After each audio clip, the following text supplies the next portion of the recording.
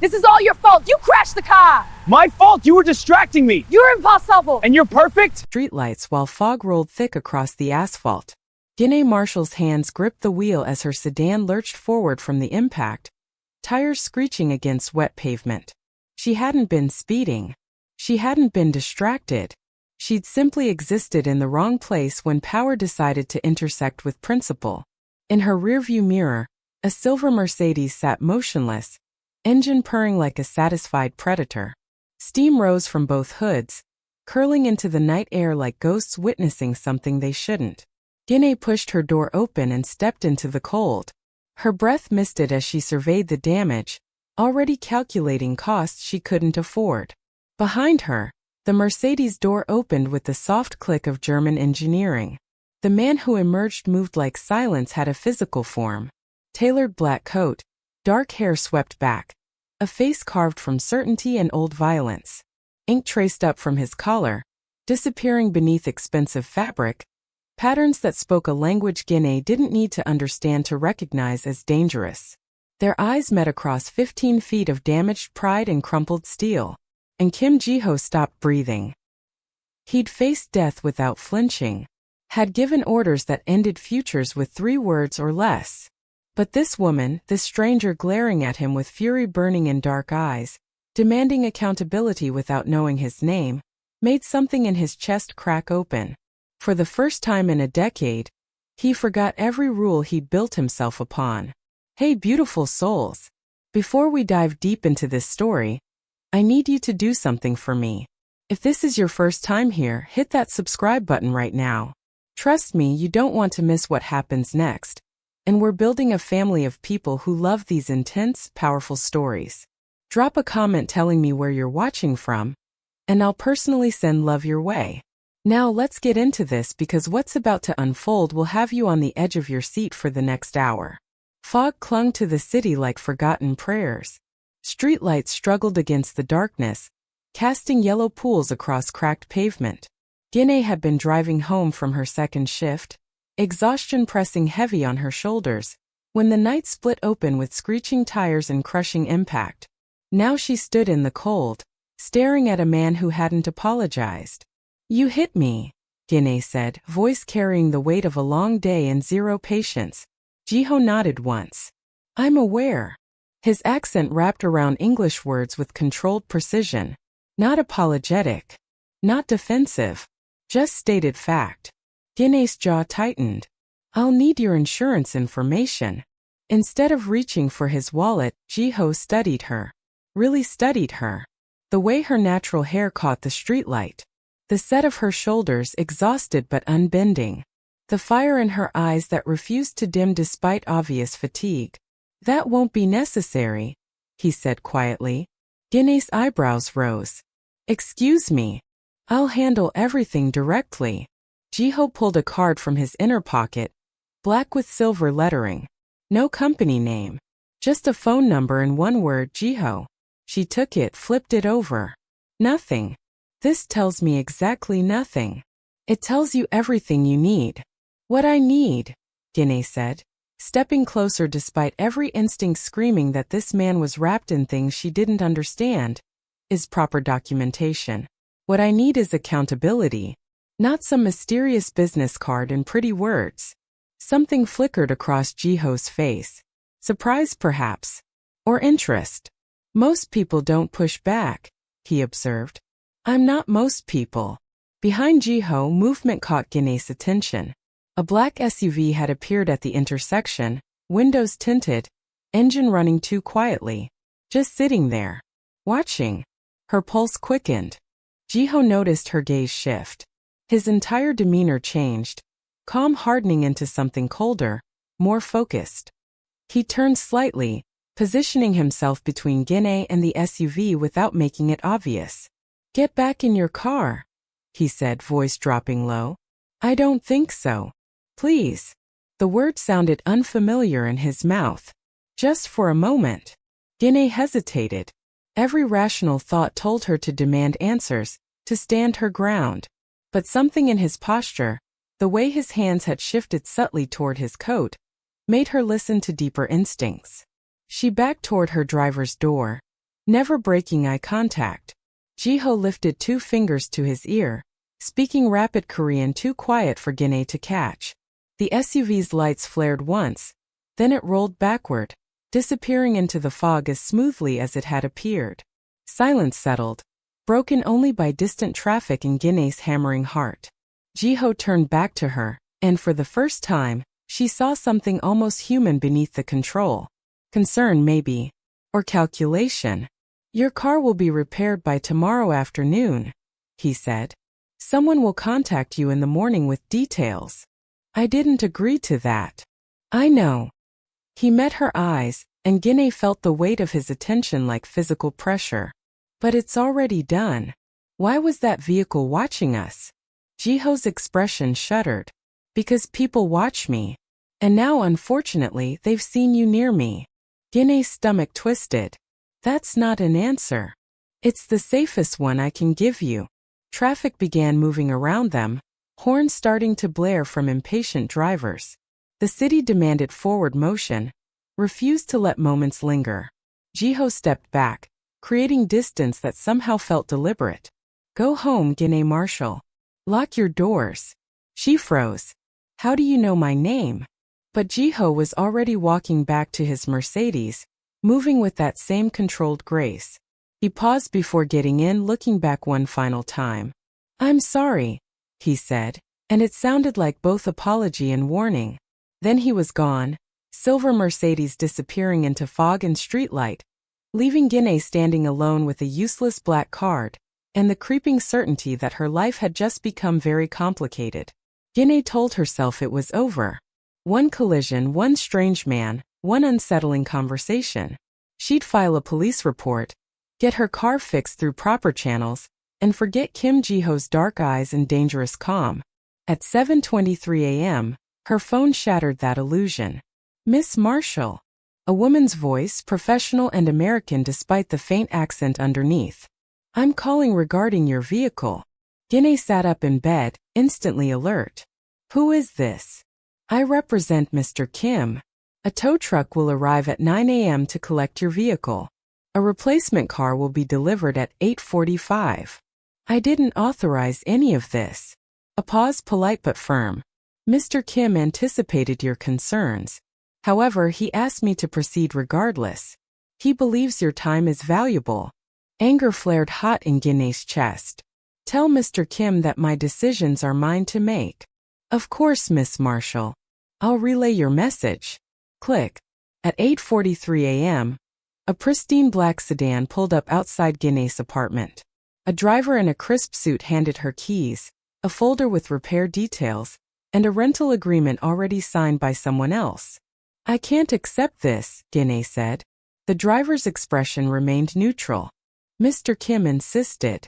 Mr. Kim can insist all he wants. I'm not his responsibility. Respectfully, Miss Marshall, he seems to disagree. Ginna wanted to throw the keys back. Wanted to storm away from this entitled interference. But she had a job interview in 90 minutes and no other way to get there. She took the keys, hated herself for taking them, and drove to her interview wondering what price would come attached to Kim Jiho's generosity. The interview went well. Better than well, actually. For 45 minutes, Ginna forgot about mysterious men and damaged cars, lost herself in discussing marketing strategies and brand development. When she walked out of the building, hope felt like something tangible for the first time in months. Then she saw the car. Same black sedan from this morning, parked across the street. Engine running. Someone sitting in the driver's seat, face obscured but attention unmistakable. Ginna's hope curdled into something closer to fear. She started walking, keeping to crowded sidewalks. The sedan rolled forward, matching her pace with patient precision. When she stopped, it stopped. When she crossed the street, it followed. Ginna's hands clenched into fists. She approached the passenger window, which lowered smoothly at her approach. The driver was young, Korean, expression carefully blank. Why are you following me? Ginna demanded. Protection detail, Miss Marshall.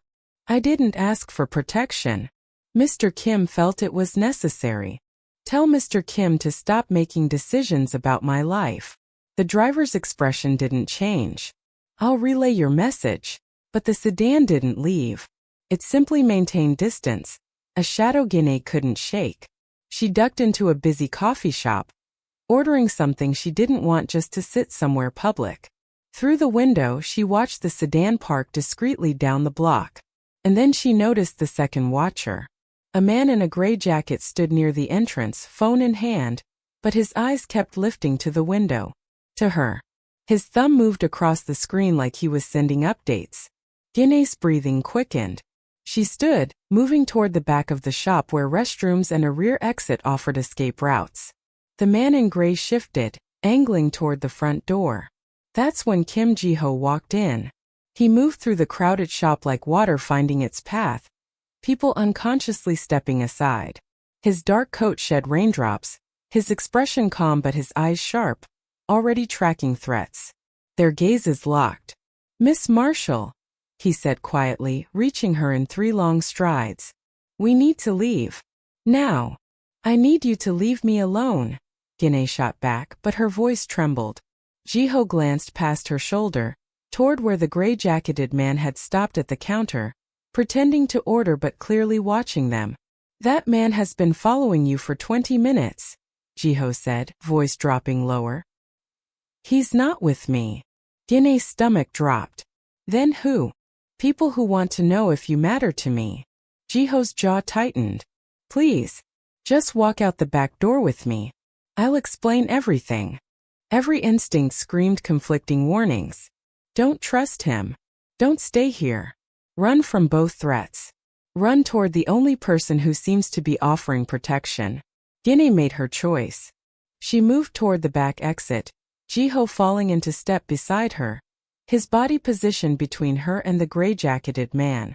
They emerged into an alley where rain misted down, turning everything gray and uncertain. "My car is there," Jiho said, gesturing to a dark sedan that definitely wasn't the Mercedes from last night. "I have questions," Ginna said. "I have answers." Jiho opened the passenger door. "But not here. Please." Ginna got in, hands shaking. Jiho slid behind the wheel and pulled smoothly into traffic, checking mirrors with practiced frequency. "Who are you really?" Ginna asked. Jiho's hands tightened on the wheel. "Someone you should run from." "Then why are you here?" He glanced at her, and Ginna saw something raw beneath his control. "Because I can't seem to let you." They drove in silence through rain-slicked streets until the city's chaos gave way to quieter neighborhoods. Jiho pulled into an underground garage beneath a building that looked abandoned from the outside, but hummed with security once they passed the entrance. "Safe house," Jiho explained, cutting the engine. "One of several. You have multiple safe houses?" "I have many things I wish I didn't need." Inside, the space transformed. Clean lines, minimal furniture, technology humming quietly in corners. A woman in her 30s looked up from a bank of monitors, dark hair pulled back, expression sharp. "This is Minji," Jiho said. "She handles security." Minji's gaze swept over Ginna with professional assessment. "The Watchers are multiplying. 7 separate teams now." Jiho's jaw flexed. "Heian is escalating." "Who's Heian?" Ginna demanded, fear and frustration finally boiling over. "Who are these people? Why am I being followed? What the hell did I walk into?" Jiho turned to face her fully, and Ginna saw the weight he carried, old and heavy.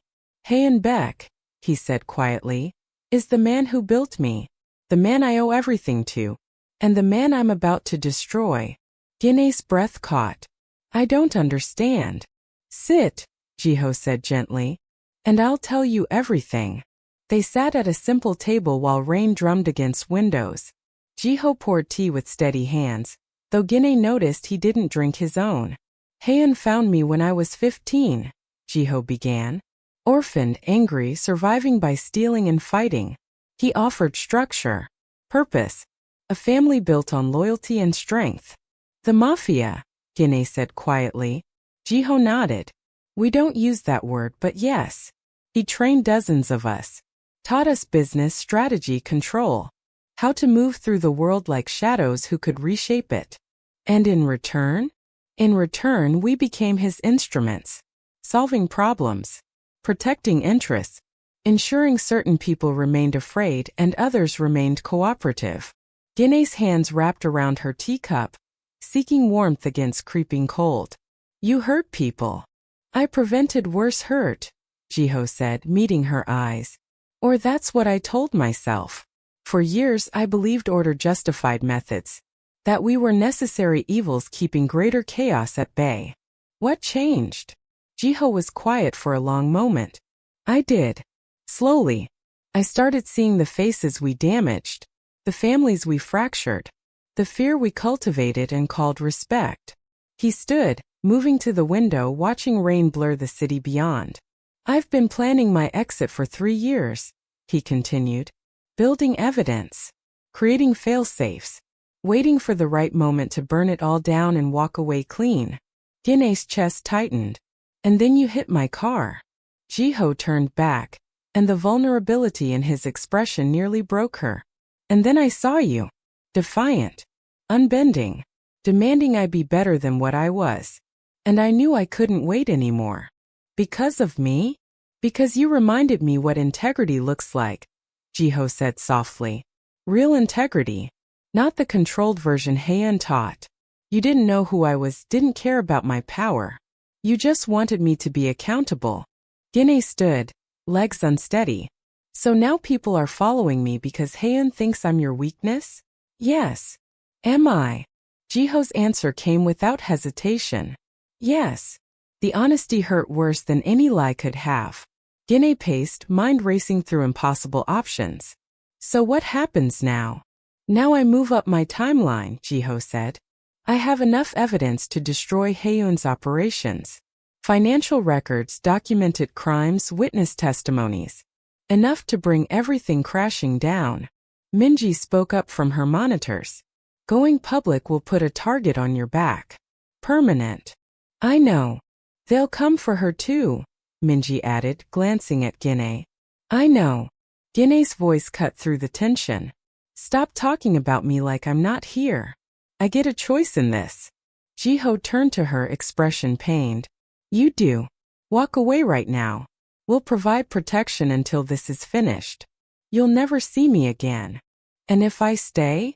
Then you're part of a war I should have prevented you from ever witnessing. Ginna thought of the gray-jacketed man, the SUV watching her, the feeling of being hunted she couldn't shake even in crowded daylight. I'm already in it, she said quietly. So tell me, what's the actual plan? Jiho spread documents across the table.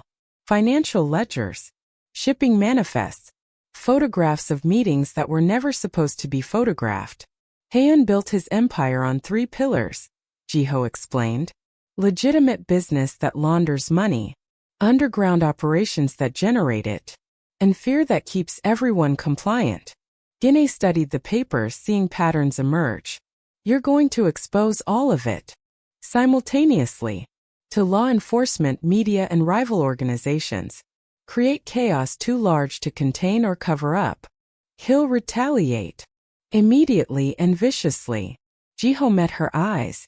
Which is why we move fast in public. Make it impossible for him to strike without exposing himself further. Minji pulled up video feeds. Security cameras around his primary meeting locations. We've been tracking his movements for months. When? Ginna asked. He's called a meeting for tomorrow night, Jiho said. Public restaurant. Glass walls. Witnesses. He thinks visibility equals safety. And you're going to turn his advantage against him. Yes. Ginna's mind raced. You'll need proof delivered to multiple sources simultaneously. Law enforcement, journalists, competitors. Flood the zone so it can't be contained. Jiho studied her with open surprise. You've thought about this. I do marketing, Ginna said. Crisis management is part of the territory. You need saturation coverage before he can control the narrative. Minji smiled slightly. She's not wrong. Over the next hours they planned. Ginna suggested contacts at news organizations known for breaking corruption stories. Jiho outlined legal channels already prepared to receive evidence. Minji coordinated timing down to the minute. One problem, Minji said eventually. He's demanded you bring Ginna to the meeting. Publicly. As proof of loyalty. Ginna's blood ran cold. He wants to see if you'll obey.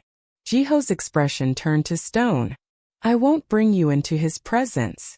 What if I volunteer? Absolutely not. Ginna leaned forward. Listen to me. If I show up, he'll think he's won.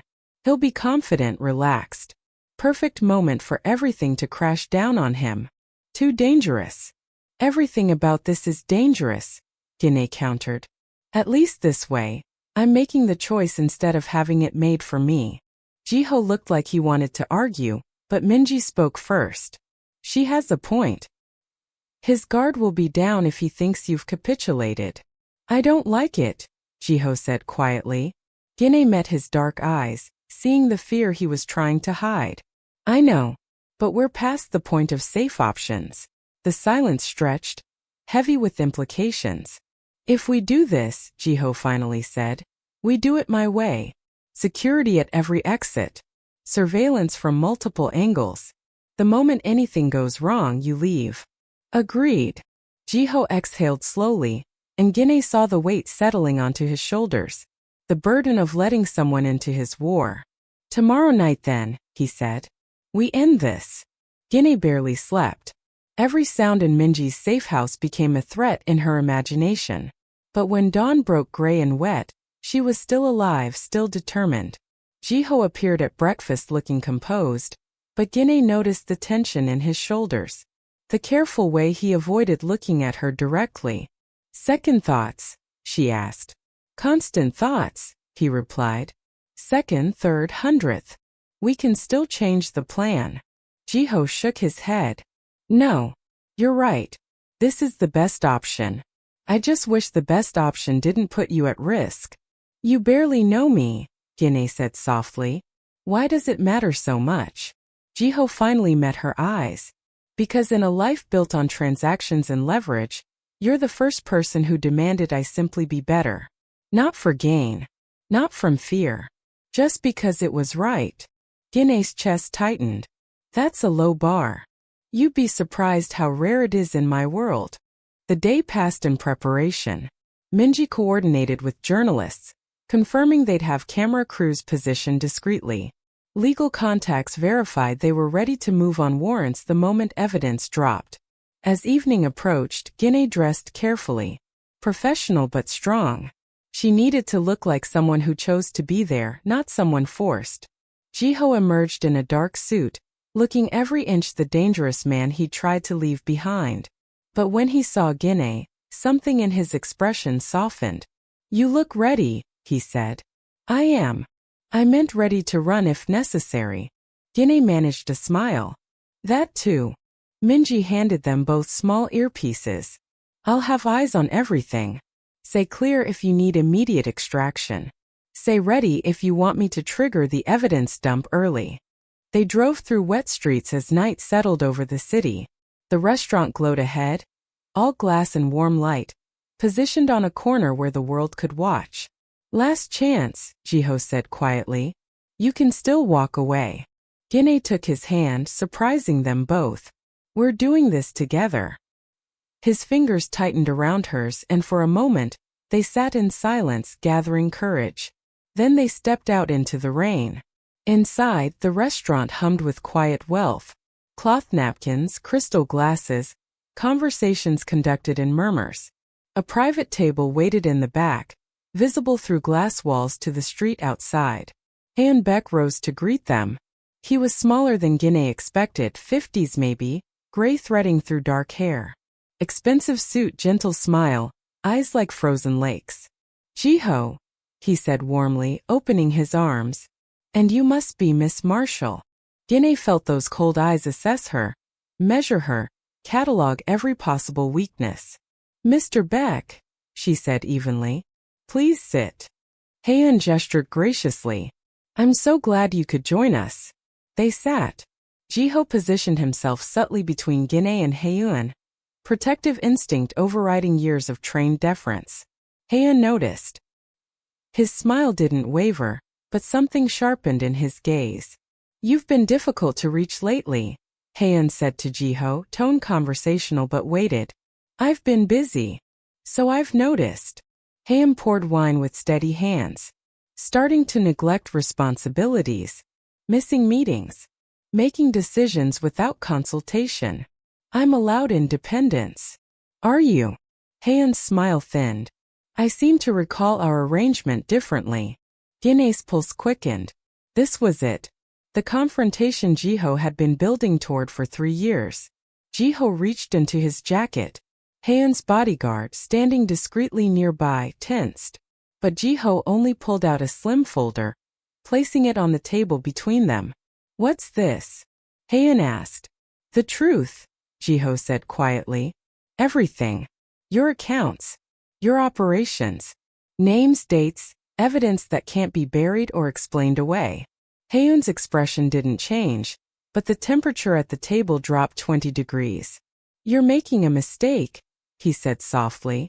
I'm correcting one. Heian laughed, but it sounded hollow. After everything I gave you? Family, purpose, power? This is how you repay me. You gave me chains disguised as gifts, Jiho said. Voice steady despite Ginna seeing his hands clench beneath the table. I'm choosing freedom. Heian's gaze slid to Ginna, assessing, calculating. Because of her? Because I remembered who I wanted to be before you taught me to be someone else. Silence stretched. Outside, through the glass walls, Ginna saw phone cameras beginning to rise. Passers-by stopping to watch the scene unfolding. Minji's work creating witnesses. Heian noticed too. His jaw tightened. You've orchestrated this, he said, and for the first time anger cracked through his control. Made a spectacle. Forced my hand. I learned from the best, Jiho replied. Heian stood abruptly. His bodyguard moved closer, hand drifting toward his jacket. Jiho stood too, meeting Heian's fury with calm that Ginna recognized as hard-won. You can't run from this, Heian said quietly, menace threading every word. I built you. I own you. You taught me structure, Jiho said. But Miss Marshall taught me something you never did. That being owned isn't the same as belonging. And I'm choosing to belong to myself now. Heian's hand shot out, grabbing the folder. He opened it, scanning pages that detailed years of carefully hidden crimes. His face went pale. You didn't, he breathed. Jiho's voice was gentle but final. I already did. Evidence went to law enforcement 15 minutes ago. To 3 separate news agencies 10 minutes ago. To your competitors 5 minutes ago. You're destroying everything. I'm freeing everyone. The restaurant doors opened. Plainclothes officers entered, shields visible, moving with practiced efficiency. Heian Beck, the lead agent said clearly, voice carrying in the sudden silence. You're under arrest for money laundering, racketeering, and conspiracy. Heian's face transformed, rage and betrayal warring for dominance. He lunged toward Jiho, but agents intercepted him smoothly. You'll regret this, Heian hissed as they restrained him. Everyone you care about will suffer. Jiho's voice didn't waver. You taught me to plan for every contingency. I learned that lesson well. As they led Heian away, the restaurant erupted. Phones everywhere, capturing everything. The story was already spreading, too big to contain or bury. Ginna realized she'd been holding her breath. She exhaled shakily. Jiho turned to her, and despite the chaos, despite the cameras and confusion, his focus narrowed to just her. Are you okay? He asked quietly. Ginna nodded, throat too tight for words. Minji's voice crackled in their earpieces. It's done. Every news outlet is running it. The accounts are frozen. The empire is falling. Jiho closed his eyes briefly, years of weight finally lifting. When he opened them, Ginna saw something new there. Not the dangerous calm of a mafia enforcer. Not the calculated control of a strategist. Just a man exhausted and free. Now what? Ginna whispered. Jiho took her hand. Right there in front of everyone, cameras and chaos and all. Now, he said. I built something worth having. The fallout was spectacular and merciless. Haeun's network collapsed like a building missing its foundation. Arrests cascaded through the organization. Businesses shuttered. Money vanished into frozen accounts. Jiho cooperated fully with investigators. He sat in windowless rooms for hours, answering every question, providing context that only someone inside could give. He didn't minimize his role, didn't make excuses, just told the truth until there was nothing left to hide. Ginna watched from the edges of his unraveling world, seeing what accountability looked like when it cost everything. "You could have run," she said one night as they sat on his safe house balcony, overlooking the city that no longer feared his name. "Had enough money hidden to disappear completely. Running would have meant living as what I was," Jiho replied. "I wanted to become something different." "Are you?" Ginna asked gently. Jiho considered the question. "I'm trying. Every day. Choosing transparency over shadows. It's harder than I expected." Weeks turned to months. The legal process ground forward with bureaucratic slowness. Jiho provided testimony that unraveled corruption reaching higher than anyone expected. Politicians, business leaders, people who'd seemed untouchable suddenly faced consequences. He also began building something new. A consulting firm, small and legitimate, helping businesses audit security and identify vulnerabilities. Not through threats or violence. Through analysis and honest assessment. "It's strange," he told Ginna one evening as they reviewed business plans. "Doing the same work but legally. Without fear as leverage. Does it feel less powerful?" Jiho smiled slightly. "It feels more real." Ginna had started working too. The job from that interview coming through just as news broke about Haeun's arrest. Her boss knew her story, the whole city did, but hired her anyway. Maybe because of it. Some nights, the weight still pressed down on Jiho. Ginna would find him staring at nothing, ghosts only he could see. "Talk to me," she'd say. And slowly, painfully, he learned how. Shared the memories that haunted him. The choices that still hurt. The people he couldn't save and the ones he'd harmed. Ginna listened without judgment, offering presence instead of platitudes. "You're allowed to regret your past," she told him, "without letting it own your future. How do you know the difference?" "You keep choosing forward," Ginna said simply. "Every day. That's how." 6 months after the restaurant, Jiho received a letter. Prison correspondence. Haeun's name on the return address. His hand shook opening it. "You think you've won," the letter read. "But you've only proven what I always knew. You're weak. Sentimental. You traded power for a woman's approval. Pathetic." Jiho set the letter down carefully. Ginna saw his expression. "What did he say?" "That I'm weak for choosing you." "Are you?" Jiho met her eyes and Ginna saw clarity there, hard-won and sure. "I used to think strength meant never needing anyone," he said quietly. "That independence required isolation. But walking away from everything I knew, facing consequences, building something real, that's the hardest thing I've ever done. And I couldn't have done it without you. So maybe strength isn't about standing alone," Jiho said. "Maybe it's about choosing who you stand with." Ginna took his hand. "He's trying to hurt you." "I know. But he can't. Not anymore. Because he taught me that power comes from control. And you taught me that freedom comes from choice." Jiho burned the letter, watching paper curl and blacken, turning the past to ash. "What now?" Ginna asked. Jiho turned to her, and his smile was genuine, untouched by shadows. "Now we keep building," he said. "Together." The business grew carefully, each client vetted, every project transparent. Jiho's past didn't disappear. People knew who he'd been, but he faced it openly. When potential clients asked, he told them the truth. Some walked away. Others, impressed by his honesty, stayed. Ginna built her own career alongside him, marketing campaigns that felt meaningful instead of manipulative. They kept their lives separate enough to breathe but intertwined enough to matter. One evening, a year after everything collapsed and rebuilt, Jiho asked Ginna to walk with him. They ended up at the intersection where they'd first collided.